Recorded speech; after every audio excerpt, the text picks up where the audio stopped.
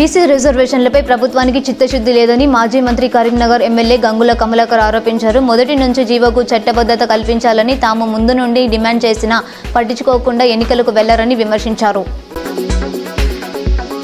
ఎప్పుడెప్పుడా అని ఎదురు చూసిన స్థానిక సంస్థల ఎన్నికలకు నోటిఫికేషన్ జారీ అయిన నామినేషన్ల ప్రక్రియ ప్రారంభమైన రోజునే హైకోర్టు స్టే విధించింది. ఎన్నికల ప్రక్రియకు బ్రేక్ పడింది. ఎన్నికలు ఎప్పుడో నిర్వహిస్తారనేది స్పష్టత లేదు. జీవో 9తో పాటు ఎన్నికల నోటిఫికేషన్ హైకోర్టు మధ్యంతర ఉత్తర్వులను ఇచ్చింది. పెద్దపల్లి నిజామాబాద్ రైల్వే లైన్ కోసం జగిత్యాల పరిధిలో లింగంపేట రైతుల నుంచి సుమారు 100 ఎకరాల భూమిని 23 ఏళ్ల క్రితం ప్రభుత్వం స్వాధీనం చేసుకుంది. ఎకరాకు 1,30,000 రూపాయల చొప్పున రైతులకు నష్టపరిహారం అప్పటి ప్రభుత్వం చెల్లించింది.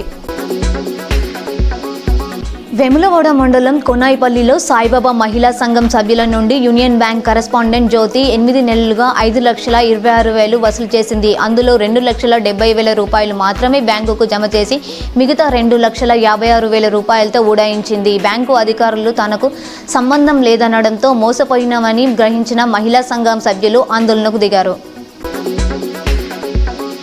వేములవాడ సోషల్ వెల్ఫేర్ స్కూల్లో వింత పనిష్మెంట్. దసరా సెలవులకు ఇంటికి వెళ్లి ఆలస్యంగా వచ్చిన విద్యార్థులు కలర్ డబ్బా తీసుకురావాలని ప్రిన్సిపల్ ఆదేశం. వింత పనిష్మెంట్తో ఆందోళనకు గురైన విద్యార్థుల పేరెంట్స్.